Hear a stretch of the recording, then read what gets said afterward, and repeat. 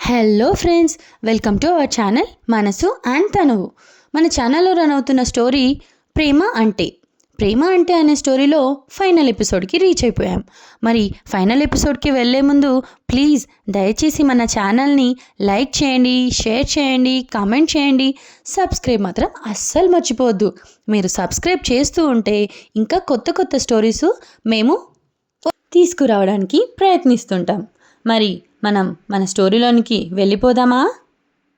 మౌని, ఏంటిరా నీ బాడీ ఎంత పట్టు సాధించాలి అని చూస్తే అంత పట్టు దొరకదు, మత్తెక్కించి చంపేస్తున్నావే అంటూ ఆమె శరీరం అంతా ముద్దులు కురిపిస్తూ అక్కడతో ఆశ తీరని ఆశతో ఆమెను కొరుకుతూ ఉంటే అంటూ ఆమె చేసే మూన్స్కి ఇంకా మత్తులోకి జారుకుంటూ ఆమెను అనేక విధాలుగా కొత్తగా గమ్మత్తుగా ఆక్రమించుకొని ఎప్పుడో తెల్లవారుతుండగా ఇద్దరూ నిద్రలోకి జారుకున్నారు.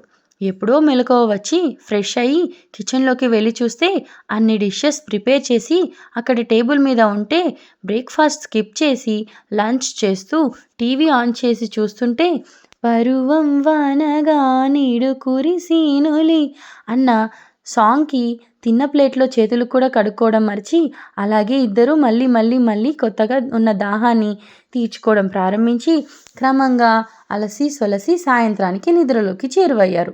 అలాగే ఇంకో 3 రోజులు చుట్టూ ఉన్న ప్రదేశాలు చుట్టేస్తూ ఎక్కడికక్కడ ఇంటి లోపల అన్ని విధాలుగా అలసిపోతే అతని గుండెలపైన ఉన్న ఆమె, ఏవండి మనం ఇంటికి వెళ్ళేది ఎప్పుడు అని అడిగింది. ఇంకా 2 డేస్లో మన చాపర్ వస్తుంది అంటే నాది ఒక చిన్న కోరిక అంది. ఆమెను ఇంకా గట్టిగా హత్తుకొని, నాకు అడిగిన దానికన్నా ఎక్కువ కట్నం ఇచ్చావు అమ్ములు, నీ కోరిక తీర్చకపోతే ఎలా అన్నాడు. ఏంటో చెప్పరా అనగానే, ఈసారి మనం ఇంటికి వెళ్ళేటప్పుడు ట్రైన్లో వెళ్దామా, అన్ని మంచుకొండల మధ్య ట్రైన్ జర్నీ ప్లీజ్ అంది.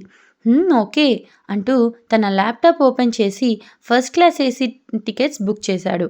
అంతే, ఆమె ఆనందానికి అవధులు లేవు.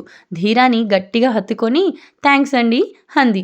అది వాళ్ళ పెళ్లి తర్వాత మౌని తనంతట తానుగా ఇచ్చిన కౌగిలి. ఇంకా ఆ కౌగిలికి పాఠాలు బోధించే పని ధీర తీసుకొని ప్రేమ పాఠాలు నేర్చుకున్నారు. తర్వాత ఆమెను కావలసినవి ఇంట్లో వాళ్ళకి షాపింగ్ చేసి ఎగ్జైటింగ్గా ట్రైన్ జర్నీ స్టార్ట్ చేశారు. మొత్తం మంచుకొండల మధ్యలో ట్రైన్ జర్నీ స్టార్ట్ అవ్వడంతో హ్యాపీగా ధీరో ఒళ్ళో కూర్చుని మౌని ఆ అందాలను చూస్తూ ఉంటే ఆమె అందాలను అతను చూస్తూ ఉన్నాడు. ఒకరిని ఒకరు అల్లుకొని అల్లరి చేశారు. అది వారి కోసమే ఉన్న స్పెషల్ క్యాబిన్. ఇద్దరూ అలసి భోజనం చేసి ఎప్పుడో అలసి అతని గుండెలపై పడుకుంది. నెమ్మదిగా ఆమెను బర్త్పై చేర్చి అతను వాష్రూమ్కి వెళ్ళడానికి క్యాబిన్ డోర్ లాక్ చేసి వాష్రూమ్కి వెళ్ళి బయటకు వస్తూ అక్కడ అనుమానంగా వేరే బోగిలోకి వెళుతున్న వ్యక్తులను చూశాడు. వెంటనే కంప్లైంట్ చేయడానికి వెళితే అక్కడ స్పృహ లేకుండా పడి ఉన్న పోలీస్ అధికారి కనిపించగా సిచ్యువేషన్ ఎస్టిమేట్ వేసి వెంటనే వివేక్కి కాల్ చేసి నెక్స్ట్ స్టేషన్కి పోలీసులతో రమ్మని చెప్పి ఆ వ్యక్తుల వైపు వెళ్ళాడు.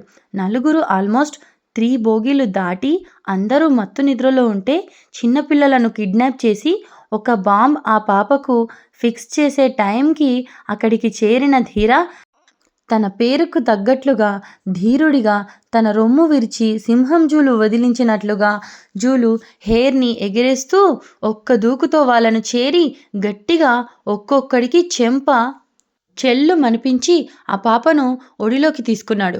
పాప ఏడుపుకి బోగిలో అందరూ లేవటంతో ధీర తన చేతిలో పాపకు ముద్దు ఇచ్చి ఆ పాప కోసం పరితపిస్తున్న తల్లికి ఇచ్చి, చిన్నారి సేఫ్ రా, ఇంకా మీ సంగతి ఏంటి నాన్న, మర్యాదగా మీరు ఎవరో చెప్పి లొంగిపోతే బెటర్, లేకపోతే అంటూ ధీర అంటూ ఉంటే నలుగురిలో ఒకడు గట్టిగా నవ్వేసరికి మొత్తం ఒక 30 మంది ధీరాన్ని చుట్టుముట్టారు. ఓహో, గట్టిగానే ప్లాన్ చేశారు. ఫస్ట్ టైం నా వైఫ్ ట్రైన్ జర్నీ చేద్దాము అంది. మరి ఆ జర్నీ మెమొరబుల్గా ఉంచకుండా ఏంటి ఈ డిస్టర్బెన్స్ అంటూ గట్టిగా ఎదురుగా ఉన్న వాడిని ఒక పంచ్ చేస్తే ముక్కు పగిలి బ్లడ్డే అంటూ వెనక నుండి ఎవరో వస్తే వాడి వైపు కూడా చూడకుండా పొట్టలో మోచేతితో గుద్దితే వాడు ట్రైన్ పైన వేలాడాడు.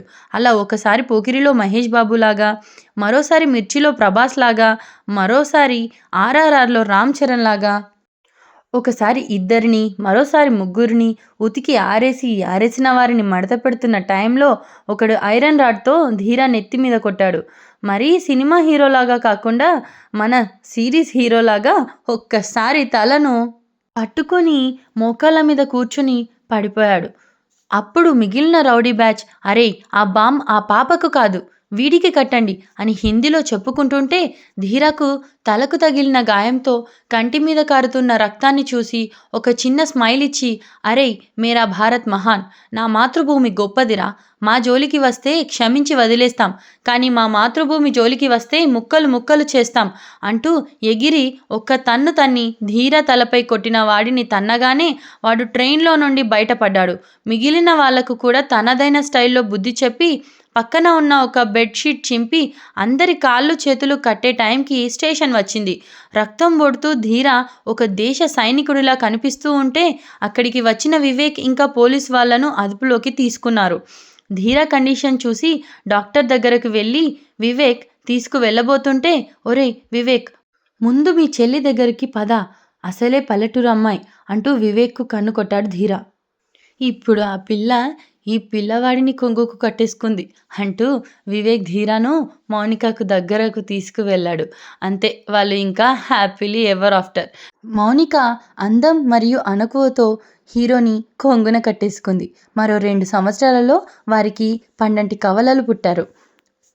వారి జీవితాన్ని చాలా సంతోషంగా సాగించారు. ఇది ఫ్రెండ్స్ మన స్టోరీ. మీకు నచ్చిందని అనుకుంటున్నాను. దయచేసి మన ఛానల్ని సబ్స్క్రైబ్ చేస్తారని మనస్ఫూర్తిగా కోరుకుంటున్నాను. ఇంకా సెలవు.